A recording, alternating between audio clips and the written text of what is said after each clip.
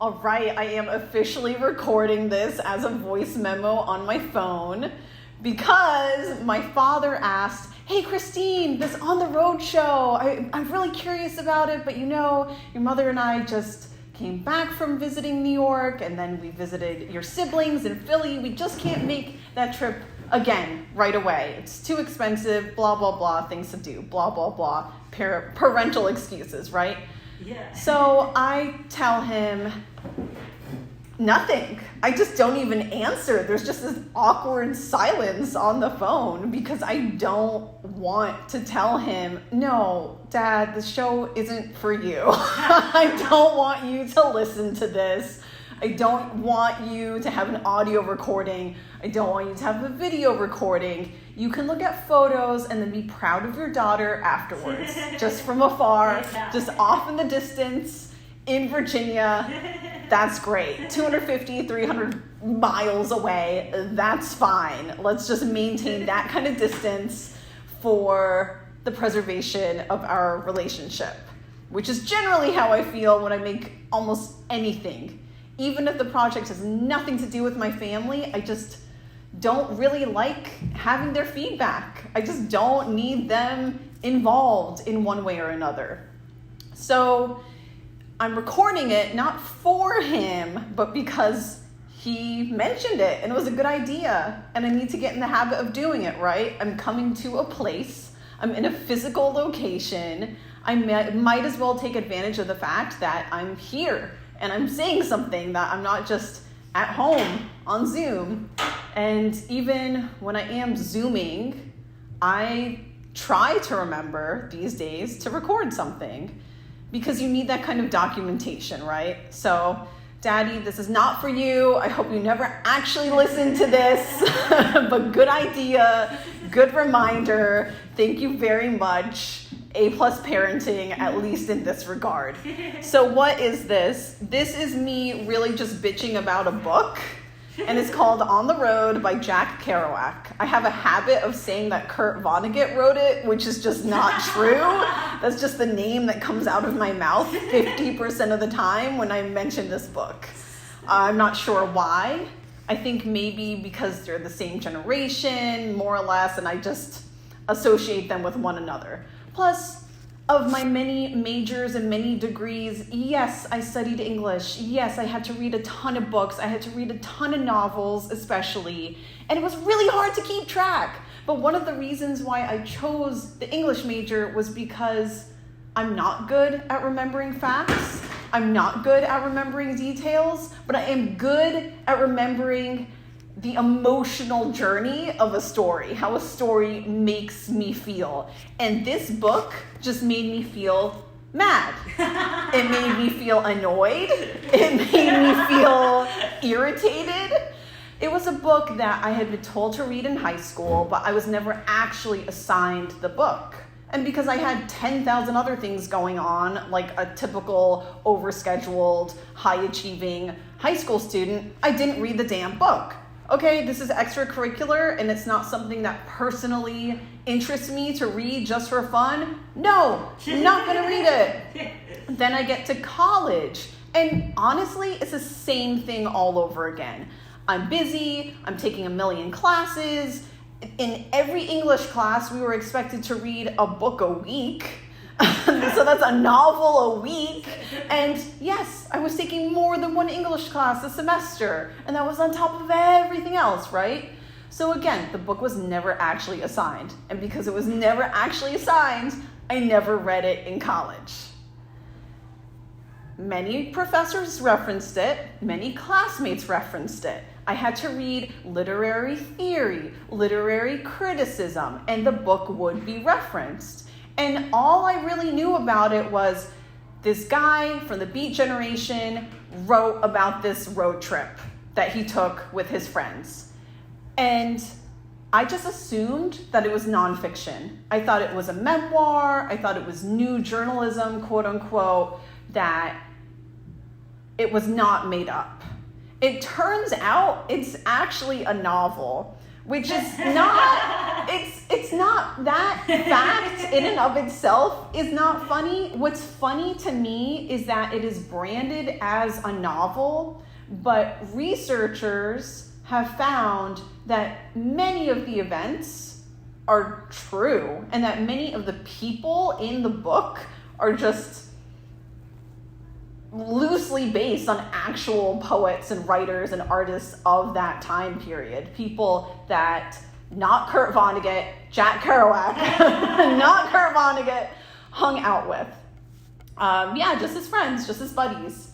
One of them was Neal Cassady. And Neal Cassady was a Beat Generation poet who never published anything, which makes me feel great about myself because this man was famous, and he never published a single poem in his lifetime. Do you know how reassuring that is to hear as an English major? That you can gain fame, right, for literary talent, but never actually have your work published. And you can be famous during your lifetime, not after your lifetime, not once you've died, like Emily Dickinson, right? She's a famous example of someone who's just not really understood or revered during her lifetime. You hear all kinds of tragic stories about different kinds of artists. And she tends to be a famous example, especially now, since lots of female authors are gaining more recognition. And she was just a fucking weirdo. Like, she lived in an attic basically her whole adult life and wrote a shit ton of poetry. And her poetry is amazing, but it is very strange. A lot of it is just so abstract, and you have to read it out loud, and you're still like, what is this? But the images are cool, so you like it. Like, one of my favorite poems by her is Hope is a Thing with Feathers.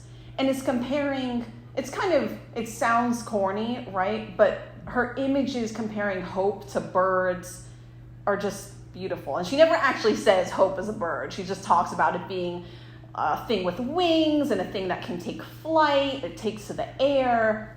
And that's just a gorgeous image. So good job, Emily Dickinson.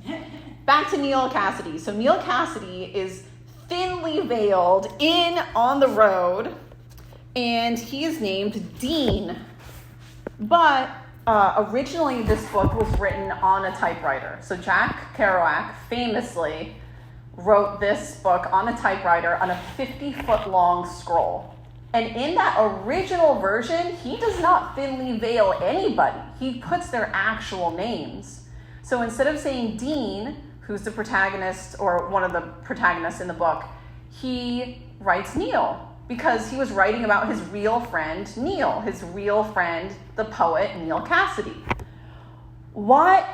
So before he was actually allowed to publish the book, he had to go through, Jack Kerouac, not Kurt Vonnegut, had to go through and strike all of the names that he had written on this 50-foot long scroll, or typed on this 50-foot long scroll. And he just changed the names, but all the stories were the same. And a lot of people who read the book when it first came out were like, hold on, this is actually Allen Ginsberg, isn't this? Or this is actually blah, blah, blah. So I, went to Wikipedia like you do, and I tried to figure out, because I don't know. I'm not steeped enough in the Beat Generation. In my English program, we had different concentrations, so I chose creative writing. And my literature classes, I focus on immigrant literature, the Victorian era, because it's just so romantic and adorable. And what was the other thing?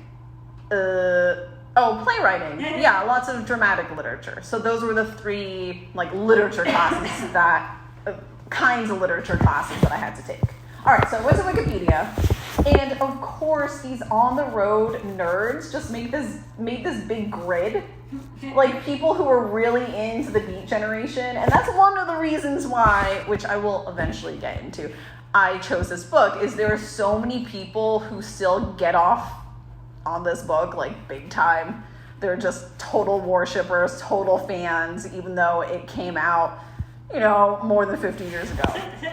More than 60 years ago at this point. English major, not a math major. So, in the book, Sal Paradise is the narrator, and he's a young writer. That is Jack Kerouac. Sal is Jack. The narrator is the writer. And he changes some things, like he refers to his aunt in the book. It was in real life his mom, which makes the book even worse for me when I think about him just gallivanting across the country, driving recklessly, getting all these speeding tickets, train hopping, all these things on his mom's dime. His poor mother was basically funding this trip for him. Then Dean Mority, this is the Neil Cassidy character who never published anything, right? Carlo Marx, Allen Ginsberg, he was the one who wrote Howl. That's what many people who, like me, don't really know a lot about this time period in literature are familiar with. And then there's Old Bull Lee, who is William S. Burroughs. And you can go on and on. Like, right now I'm holding up a printout from SparkNotes.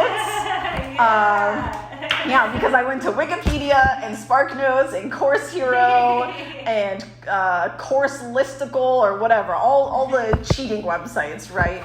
To check, like, is this what I think it is? Am I understanding this? What's this? What's going on? Blah, blah, blah. I mean, nothing really happens in the book except for a road trip. That's all it is. It's a glorified road trip book. And there's train hopping.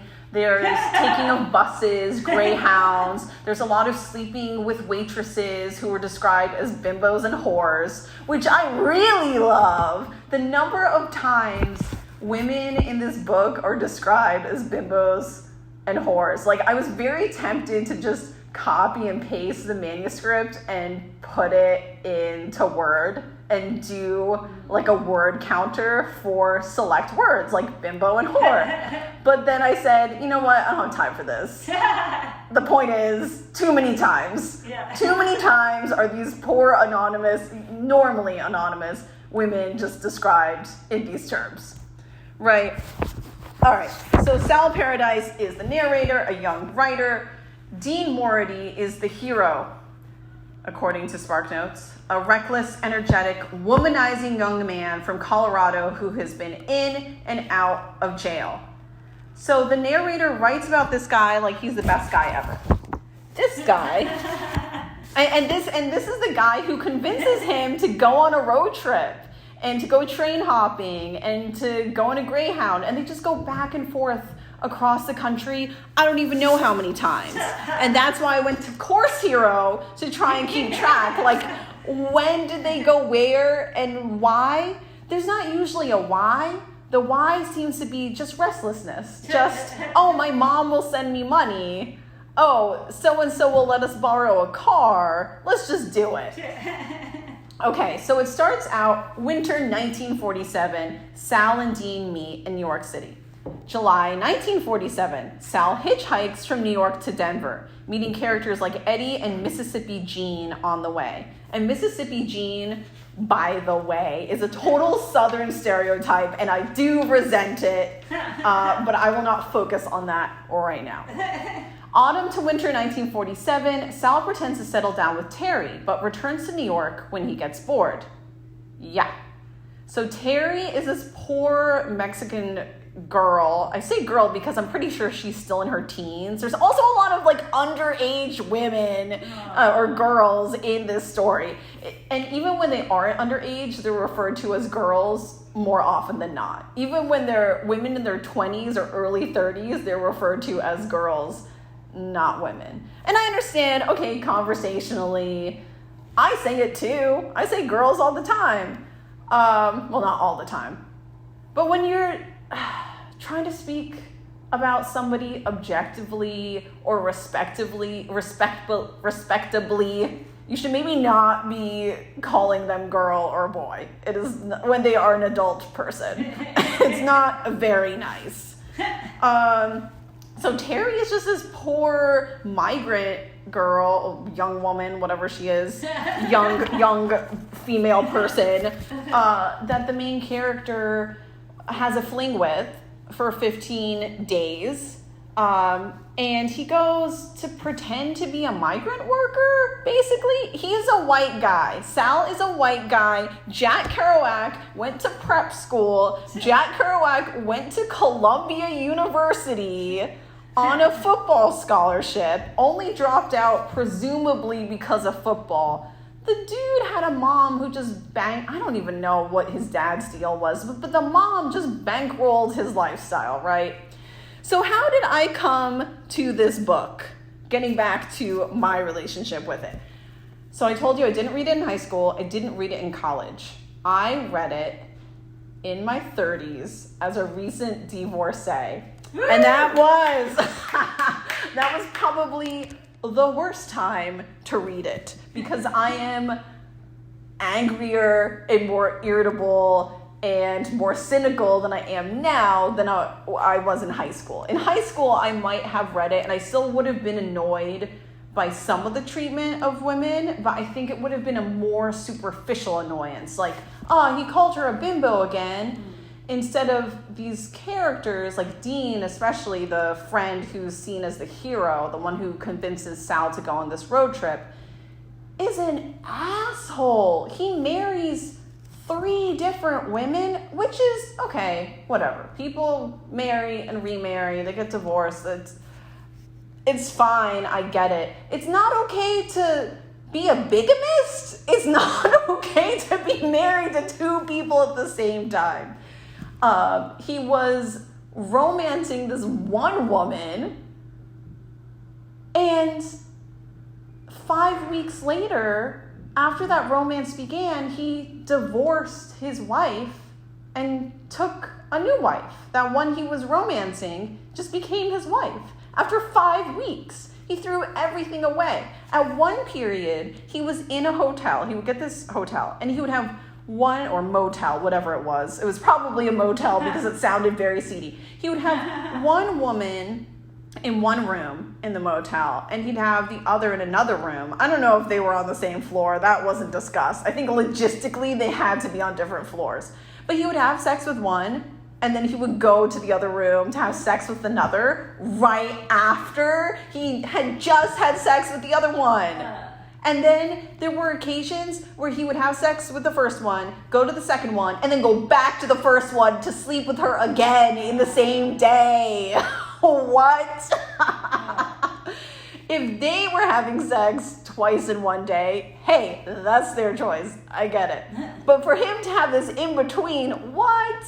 No, not okay. So I found the book in this cabinet at this private school where I was teaching for 1 year, my divorce job, my survival job, let me figure things out for a year, get my shit in order kind of stuff, that kind of job.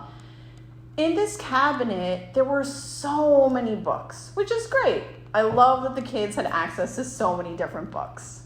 What I don't love is that this was one of them, and I taught middle school.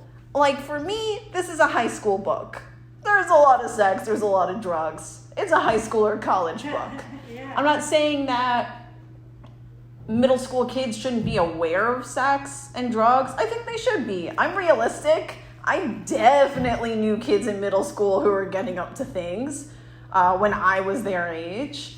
And I can't say that my kids necessarily were to that extent because they were middle schoolers during a pandemic, so they were very sheltered. They didn't really have this whole going over to friends' houses after school dynamic because of COVID. It wasn't until the end of the school year that kids really started hanging out together outside of school. But for most of the school year, they just did not have interaction with each other in person outside of school. It's just virtual. They would text each other, they would Zoom or Skype with each other. So yeah, maybe they were a little bit more innocent than the middle schoolers I knew when I was a middle schooler. So in this cabinet, they had such a mix of books. they had Greek mythology, but a baby version, basically, because Greek mythology also has a lot of sex, like a ton of sex, a lot of rape, and also a lot of war, a lot of violence.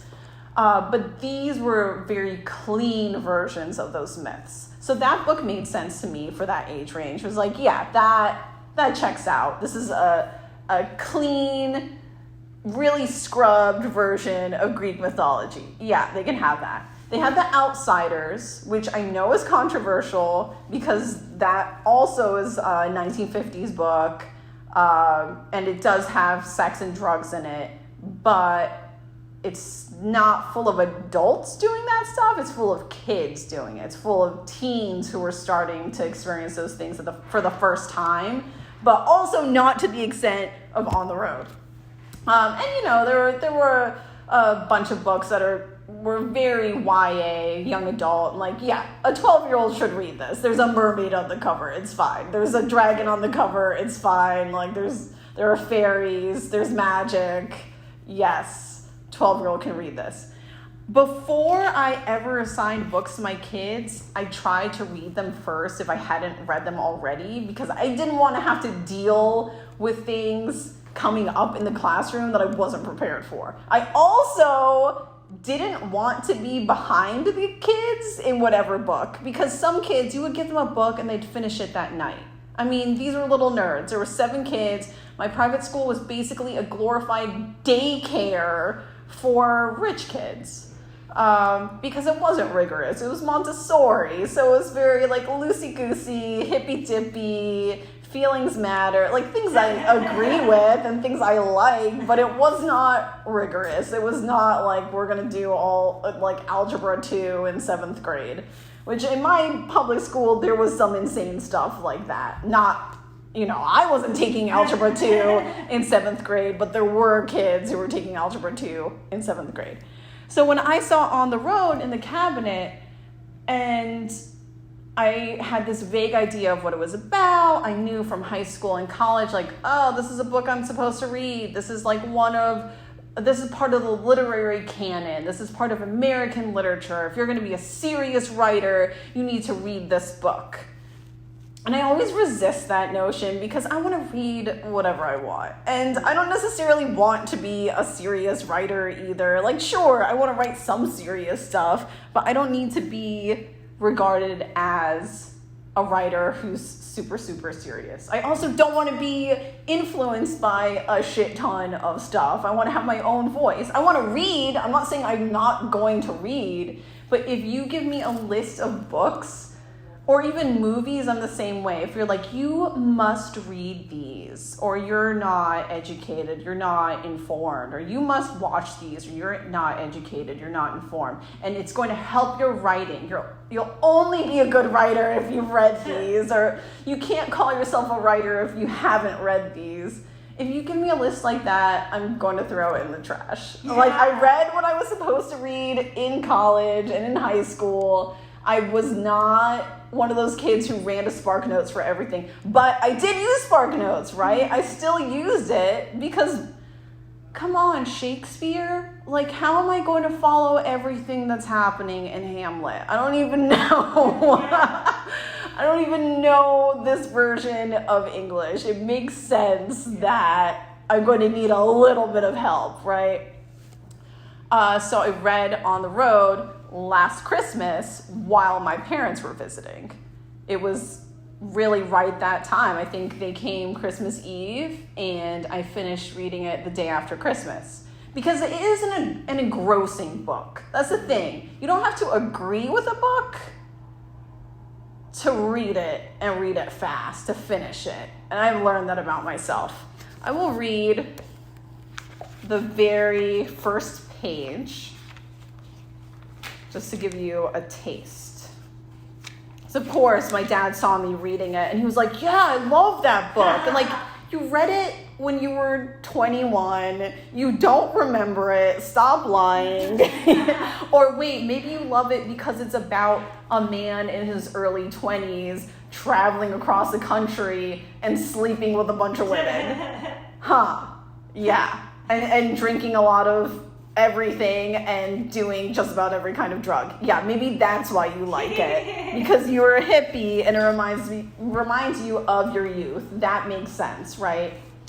So it starts with, I first met Dean not long after my wife and I split up, which SparkNotes actually got wrong. In SparkNotes, it says that this book starts years after this.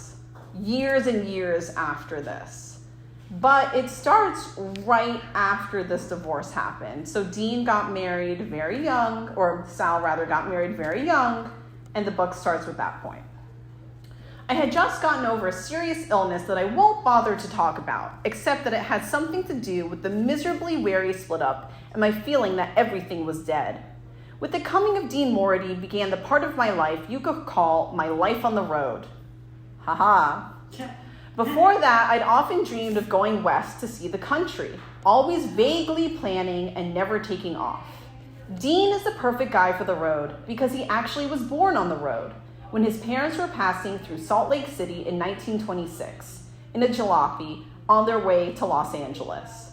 I want to say that I listened to the Amazon narration of this book after I read the physical book. I did this recently just to compare, and this was the unedited version on Amazon, right? So it still had all the original names of the real life people. First reports of him came to me through Chad King, who'd shown me a few letters from him written in a New Mexico reform school. I was tremendously interested in the letters because they so naively and sweetly asked Chad to teach him all about Nietzsche and all the wonderful intellectual things that Chad knew.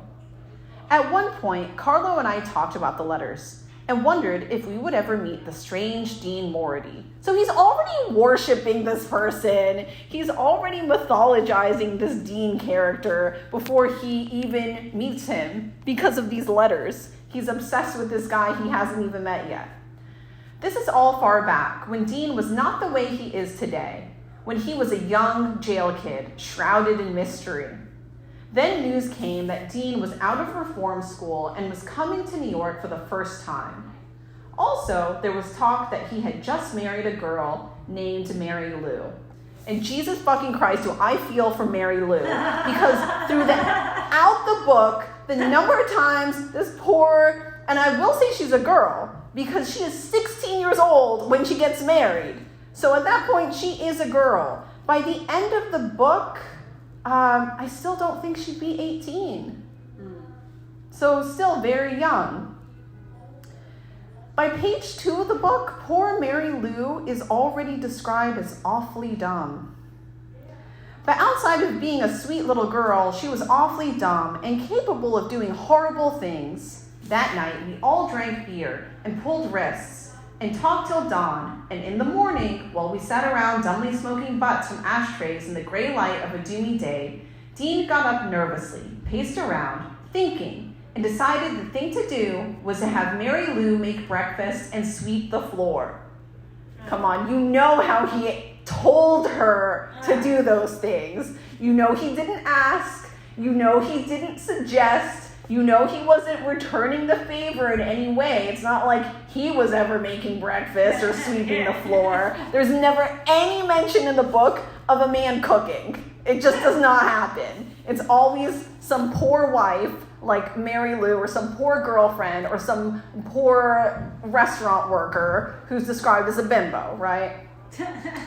So Mary Lou, to her credit, thank goodness, I get it was a different time, and people will say that about this book. Like, yeah, but it was the 40s, the 50s. Like, you have to remember that mentality. You have to remember how much women's place in society has progressed since then. All right, but if people are still worshiping this book, they're still reading it and talking about it like it's a great book, that shows a certain level of support and acceptance, right? That's a certain level of endorsement. It's one thing to read something critically, to read it, to be informed, and to say like, okay, I know what's out there. This shit went down back in the 40s and 50s. That's how it was. But it's another thing to be like, and it's the best book in the world. I love it. So on this same page where Mary Lou's making breakfast and she's sweeping the floor, she does get into an argument with her husband. They do talk about fighting a lot between Mary Lou and Dean. And she goes away. She just runs away because she doesn't want to be with him. Not forever. Like, it's not a permanent separation. She just needs some time away from him. So Sal, the narrator, Jack Kerouac, not Kurt Vonnegut, asks Dean, "And where's Mary Lou?" I asked, and Dean said, "She apparently hoarded a few dollars together and gone back to Denver." The whore? What? I know you're mad, Dean, but you're calling your wife a whore. Yeah. So a couple pages later, it says, "We went to New York. I forget what the situation was. 2 colored girls. There were no girls there." And it just goes on and on and on about how they were supposed to meet these 2 young women at a diner and they didn't show up. So here's the other problem. The book is misogynist, yes. It's also incredibly racist and gross. The way Black people are discussed, the way different indigenous people, both in the US and Mexico, are discussed. Gross, super gross. And there's also all this entitlement about women just being available, being accessories to all these adventures. And anytime a woman is not willing to have sex, she's demonized. Like, there's this poor young woman named Rita something, Batincourt, I think, and she's also a waitress. And she does have sex with the narrator, Sal, but she is extremely reluctant about it. And it was Dean who set them up. And he said that she had a problem with sex, that she had difficulties, was his exact word. And I'm trying to find it. Of course, all this highlighting for nothing. You can imagine what kind of teacher I was. What kind of excellent teacher I was. All right, well, the point is, he wanted Rita to not only sleep with him, he wanted her to be enthusiastic about it and basically be impressed, because he said that they had sex and that she was not impressed. And he got mad about it. So Dean is setting up this situation where Sal gets to, quote unquote, sleep with Rita, and it doesn't work out that first time because they can't go to this one apartment to have sex. Because again, he doesn't really have a home, right? The narrator's constantly traveling, so he's relying on people to give up their beds so that he can have sex with these random women. And sometimes he has enough money for a motel. Just depends, right? But once he actually sleeps with Rita, she doesn't care. She's not interested. She's like, okay. And she doesn't want to do it again. And he doesn't even really want to do it again because he didn't enjoy that experience with her. But he's mad that she wasn't impressed about it. What? All right, so my dad asked if I was when he saw me last Christmas, asked if I was reading this book to write a review, because he knows that I started this literary magazine in college and that I sometimes write book reviews. Normally, I write book reviews for books that are new, books that are mailed to me because they're coming out soon, and the publishing company wants some kind of preview, right? So that people who might be thinking of buying the book have an idea of what it's like, what it's about. And I told him, no, I'm not reading it for that. I'm just reading it because I want to make sure that I don't assign it to my kids, right? And not know what's going on. And I'm reading it because everyone told me I was supposed to read it. And I couldn't put it down because I'm just so angry at this point, and now I have to finish it. So, it goes on and on, just all this back and forth. So Sal pretends to settle down with Terry, who's this migrant woman I mentioned before.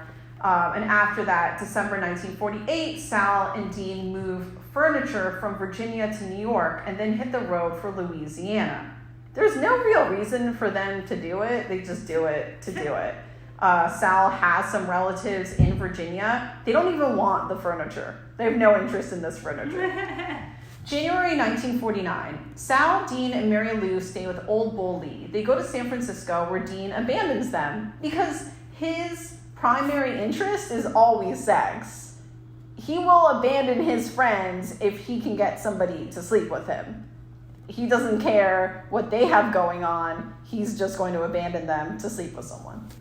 Spring 1949, Sal visits Dean and Camille. Camille was the second wife of Dean, the one who's going back and forth in the hotel room with these two women. Visits Dean and Camille in San Francisco. Camille gets angry and throws them both out. Yeah, Camille.